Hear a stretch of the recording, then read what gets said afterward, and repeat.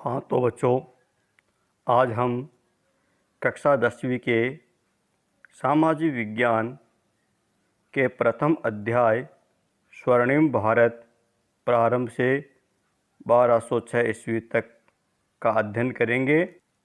उत्खनन और पुरातात्विक अवशेषों के आधार पर भारतीय संस्कृति का विश्वव्यापी स्वरूप दिखाई देता है और भारतीयों ने Brahmadesh, Shyam, Indonesia, Malaysia, Australia, Philippines, Japan तथा कोरिया आदि देशों में अपना राजनीतिक व सांस्कृतिक प्रभाव स्थापित किया।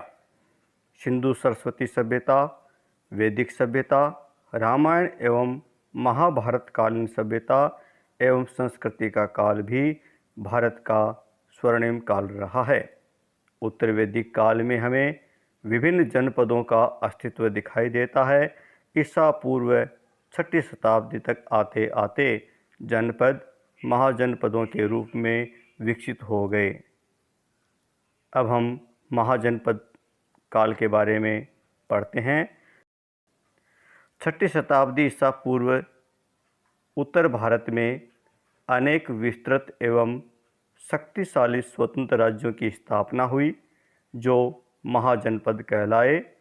बौद्ध ग्रंथ अंगुत्तर निकाय के अनुसार उस समय 16 महाजनपद विद्यमान थे जो निम्न थे: काशी, कुरु, अंग, मगध, वज्जी, मल्ल, चेदी, वत्स, कौशल, पांचाल, मत्स्य, सूरसेन, अस्मक, अवंती, गांधार और कंबोज। इन 16 महाजनपदों में 2 प्रकार के राज्य थे। नंबर 1 राजतंत्र और दूसरा गणतंत्र।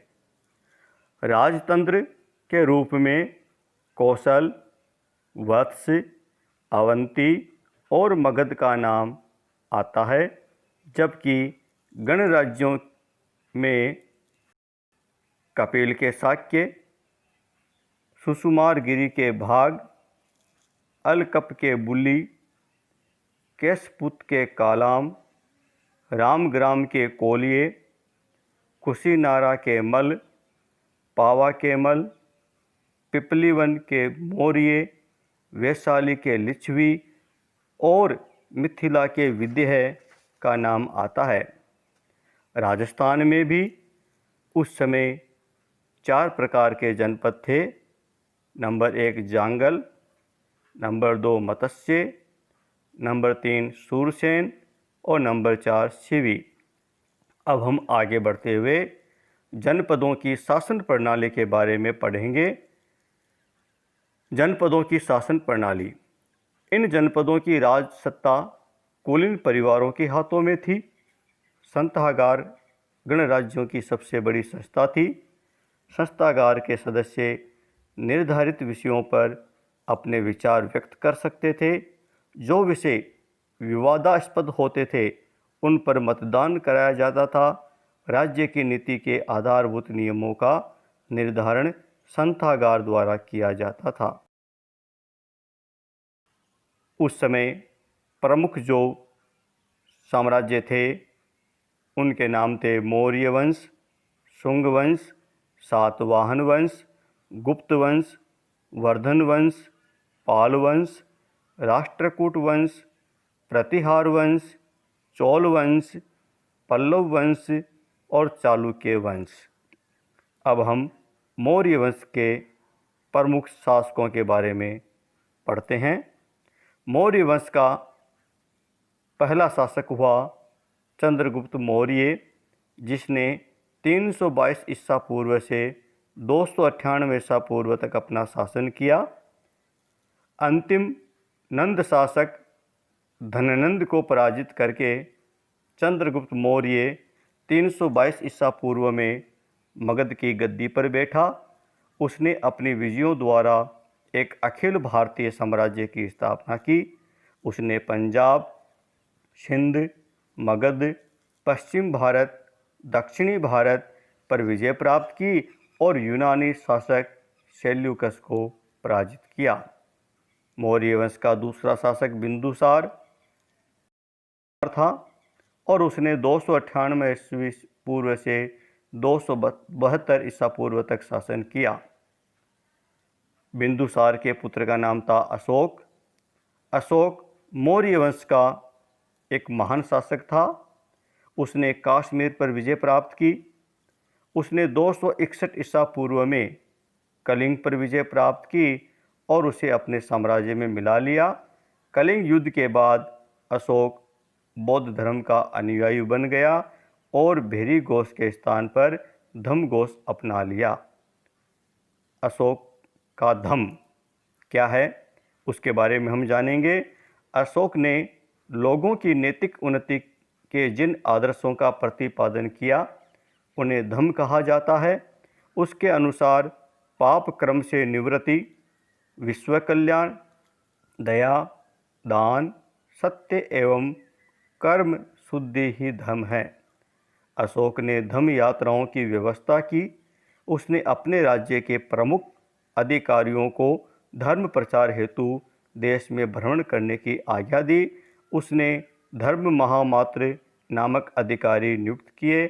उसने अनेक अभिलेख उत्कीर्ण करवाए।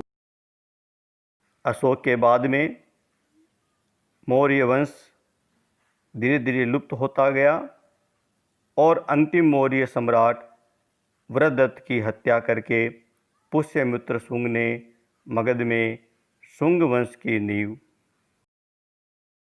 आइए हम मौर्य प्रशासन में केंद्रीय शासन के बारे में जानें। मौर्यों ने केंद्रीकृत शासन व्यवस्था की स्थापना की। सम्राट को प्रशासन में सहायता देने के लिए एक मंत्रिमंडल का गठन किया। मंत्रिमंडल के अतिरिक्त परिषा मंत्रिणा होती थी जो एक तरह की मंत्री परिषद थी। अर्थशास्त्र में 18 विभागों का उल्लेख है जिन्हें तीर्थ कहा गया है।